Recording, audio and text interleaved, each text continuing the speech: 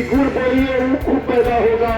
उनको यही ज्ञान नहीं था कि गुड़ बोया जाता है कि ऊख बो के ऊख पैदा होता है। साथियों, मैं आपको बता देना चाहता हूँ, जो किसान का कर्ज वास्तव में देश के भावी प्रधानमंत्री माननीय नरेंद्र मोदी जी के अंदर है, वो एक देखने को मिलता है। उस समय यूरिया का दाम 252 रुपए, डीएपी का दाम 474 रुपए, एमओपी का दाम 218 रुपए 23 पैसे, और क्या नाम है एनपीके का दाम 218 रुपए 23 पैसे था, और 218 रुपए था। इसी यूपीए सरकार ने कांग्रेस के ऊपर इतना जबरदस्त वोट डालने का काम किया था। जो डीएपी का दाम 218 रुपए था, वो 1150 रुपए होने का काम किया। जो यूरिया का डीएपी का दाम तो 474 रुपए था, वो सीधा 1206 रुपए हुआ। जो एनपीके का दाम 218 रुपए था, वो 1050 रुपए होने का काम किया। जो डीएपी का यूरिया का दाम 252 रुपए था, वो 356 रुपए होने का काम किया। और जो पोटाश का दाम 223 रुपए 75 पैसे था, वो सीधा 800 रुपए हुआ है। उसने बोझ किसने डाला है? आज 10 वर्ष हो गए और इस सरकार को, इंडिया गवर्नमेंट को बने, आज भी 1 रुपए यूरिया और डीएपी पोटाश का दाम नहीं बढ़ा है। हम इस सरकार को धन्यवाद देते हैं। किसान का हितैषी कौन है? जो 3 गुने दाम बढ़ा दे, वो ही किसान का हितैषी है। जो आज किसानों के प्रति आए दिन समस्या को उठाए, कि वो किसान का हितैषी दोनों तरफ से हो। सरकार ने अगर पिछले 6-6.5 साल में इस देश और इस प्रदेश के अन्नदाता के लिए कुछ किया है तो एक योजना का नाम बताएं, और अपना उसके अतिरिक्त कोई सुझाव हो तो वो भी बताएं, उनको सुना जाएगा। लेकिन सरकार ने क्या किया ये लोगों को जानना चाहिए। शायद जो कभी भी इसकी होगी मैं बता दूंगा, लेकिन निश्चित रूप से पिछले 6.5 साल में केंद्र की सरकार और 3.5 साल में उत्तर प्रदेश की योगी सरकार ने इस प्रदेश के किसानों के लिए, इस प्रदेश के अन्नदाता के लिए एक नई अनेक योजनाओं का शुभारंभ किया है, एक नई अनेक योजनाओं को लागू किया है। तो जो भी वक्ता है अपना नाम बताएं, जो योजना सबसे ज्यादा उनको अच्छी लगी हो, जिस योजना ने उनके मन को छुआ हो, जिस योजना ने उनको सबसे ज्यादा उत्प्रेरित किया हो, उस योजना के विषय में बताएं, फिर अपना सुझाव भी दें। निश्चित रूप से उस पर काम किया जाएगा। धन्यवाद। प्रधानाचार्य के पद से निवृत्त होने के बाद भी पूर्णतः किसानी का काम हम स्वयं कर रहे हैं। 22 बीघा खेती में स्वयं कराता हूं, जिसमें मेरी पूर्ण सहभागिता भी होती है। और आज कांग्रेस का काल हमने देखा है, बसपा का काल देखा है, सपा का काल देखा है। ना तो कभी समय से किसानों को बिजली मिली है, ना कभी समय से किसानों को खाद मिली है, ना समय से किसानों को कभी जो है नहर का पानी मिला है। 2014 से अगर इधर ध्यान दें तो कितना परिवर्तन दिखाई पड़ रहा है। पहले कहा जाता था कि 3 घंटा दिन में लाइट, 3 घंटा रात में लाइट, कुल मिला के 6 घंटे। आज आप कह नहीं सकते हो कि बिजली कब आती है और कब जाती है। जब आप उठते हो तो बिजली आपको हमेशा जलती हुई दिखाई पड़ रही है। ये व्यवस्था किसानों के लिए की गई है। समाज के अन्य लोग इसका लाभ उठाए हैं, लेकिन वो किसान जिनकी असिंचित भूमि पड़ी रहती थी, आज वह बिना जल के जमीन कहीं पड़ी हुई नहीं मिलेगी। सुन रहे थे, एक किसान से बुलाया गया, वो बात मुझे बहुत अच्छी लगी। किसान पंजाब का था, उसने कहा कि 2014 से जब मोदी जी प्रधानमंत्री के रूप में हमारे देश में स्थापित हुए हैं, और जितने भी बजट इनके आए हैं, कौन सा ऐसा एक बजट है बता दे जिसमें किसानों के बारे में सुविधा न दी गई हो। कोई भी बजट आया हो, प्रथम प्राथमिकता वो किसानों को दी गई। आज आप देखो, समिति में आप चाहे खाद लो, चाहे जाकर के बनिया के यहाँ लो, दोनों में अंतर 10-20 रुपए का मामूली अंतर होगा। और यहाँ तक कि समिति की खाद पर हम विश्वास तो करते ही हैं। अब हम बनिया की खादों पर पूर्णतः विश्वास करें। अपनी बार हम स्वयं खेती कर रहे थे, 2 बोरी डाई की कमी पड़ गई, हम बनिया के यहाँ से लेकर के डाले हैं, दोनों खतरों को हमने देखा है, कहीं कोई अंतर नहीं आई है। ये चरित्र मोदी जी ने पैदा किया है, ये व्यवस्था मोदी जी ने दिया है कि आज चोर कालाबाजारी पूर्णतः समाप्त हो चुकी है।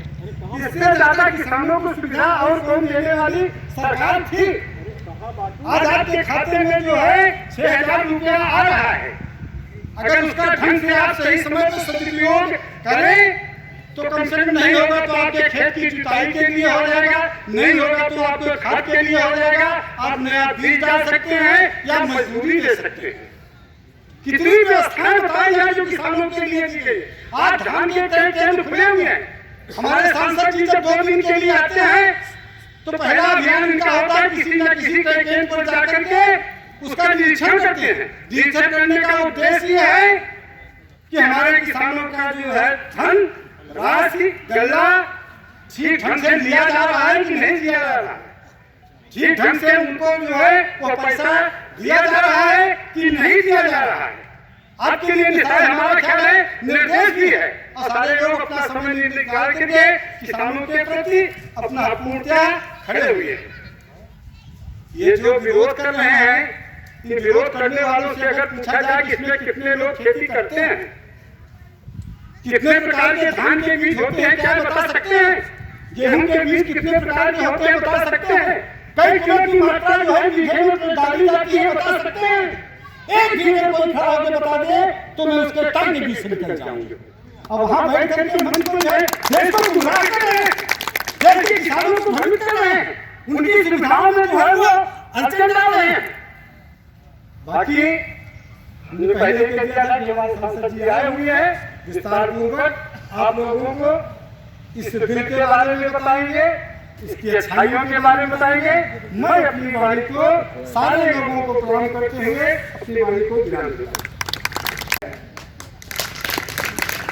इसे साथियों में कहने आया हूं, ये कोई और लोग नहीं, ये 2014, 2017, 2019 में देश की जनता ने जिनको नकार दिया है, जिनको बेनकाब कर दिया है, जिनके जोड़े चरित्र को पहचान गई है, ये वही लोग हैं कि इस देश में अशांति फैलाना चाहते हैं, इस देश में भ्रम फैलाना चाहते हैं और भ्रम के माध्यम से कुछ किसान भोले भाले किसानों को फरमाना चाहते हैं। मेरा पैतृक व्यवसाय कोई और नहीं है, आरती का है। उस आंदोलन के पीछे कौन लोग हैं, उनकी मंशा क्या है, मैं जानता हूं। इसके पीछे कोई और मंशा नहीं, वो 5% कमीशन है। कै %? और किसान मुक्त है।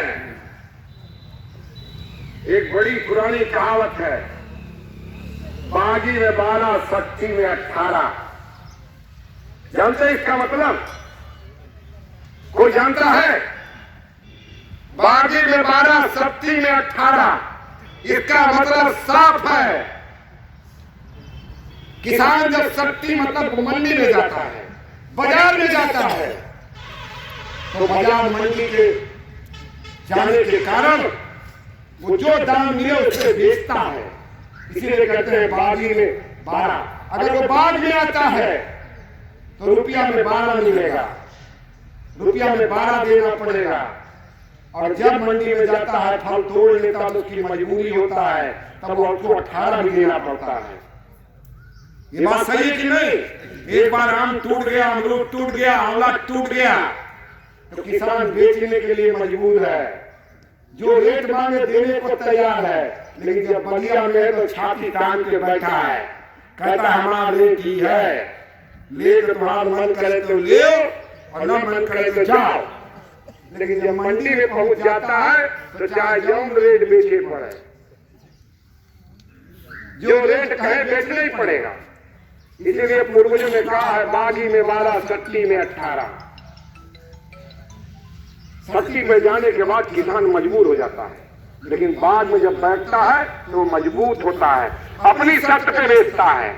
तो ये देश की मोदी सरकार इस देश के किसानों को मजबूत करना चाहती है, इस देश के किसानों को उनके शर्त पे माल बेचने का अधिकार देना चाहती है। मंडी के अनुसार जो मांग है उसको पैदा करने की छूट देना चाहती है। इस देश के बिचौलियों से, इस देश के दलालों से इस देश के किसानों को आजाद करना चाहती है। लेकिन जिनकी राजनीतिक रोटी खतरे में है वो नहीं चाहते कि देश का किसान आजाद हो। खेती में नई नई तकनीकी आए, खेती में निवेश आए, खेती में पैदावार मांग के अनुसार हो, आवश्यकता के अनुसार हो, जिसका ज्यादा कीमत मिले वो पैदा करे। ये बात हमसे छुपी नहीं है। एक साल आलू 100 रुपया किलो तो दूसरे साल आलू 10 रुपया किलो। क्यों होता है? किसान बेचारा नहीं जानता। वो 100 रुपए की लालच में बोता चला जाता है, फिर जब 10 रुपया बेचता है लागत भी नहीं निकलती तो बोना बंद कर देता है। या फिर ये भी व्यवस्था करता है कि जो व्यापारी है वो तय करेगा अपनी जानकारी के आधार पे, अपने नेटवर्क के आधार पे कि आगे किन चीजों की मांग बढ़ने वाली है, उसी का सौदा करेगा। और सौदा एक बार किसान से तय कर लिया जिस रेट में, उसको उस रेट पे लेना मजबूर करना पड़ेगा। यही कानून व्यवस्था करता है। इसलिए साथियों, मैं केवल निवेदन करने आया हूं, ये आपकी ताकत है कि इस देश में ऋषि और कृषि परंपरा की देश है। हम ऋषि और कृषि परंपरा को मानने वाले लोग हैं, और ऋषि और कृषि परंपरा को मानने वाले लोग कभी कृषि और कृषि को मजबूत कमजोर नहीं कर सकते। जब हम ऋषि की बात करते हैं, जिस बात को इस देश के आजाद भारत में लोगों ने तय नहीं करा पाया, 552 साल में जो विषय तय नहीं हुआ, ऋषियों की मांग को, ऋषियों के तप को नकारा गया। लेकिन इस देश के यशस्वी प्रधानमंत्री जी ने 552 साल की पुरानी चली आ रही लड़ाई को समाप्त किया, और आज इस देश में एक भव्य राम मंदिर का निर्माण हो रहा है। हो रहा कि नहीं? हम ऋषि और कृषि परंपरा के मानने वाले लोग हैं।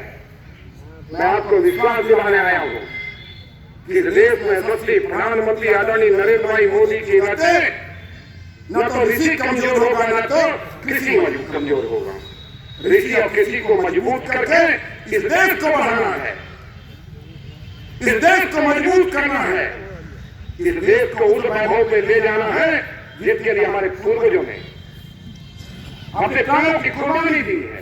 इस देश की आजादी में अपनी कुर्बानी दी है। उस कुर्बानी को सार्थक बनाना है। इस देश को एक वैभवशाली राष्ट्र बनाना है। इस देश को एक आत्मनिर्भर भारत बनाना है।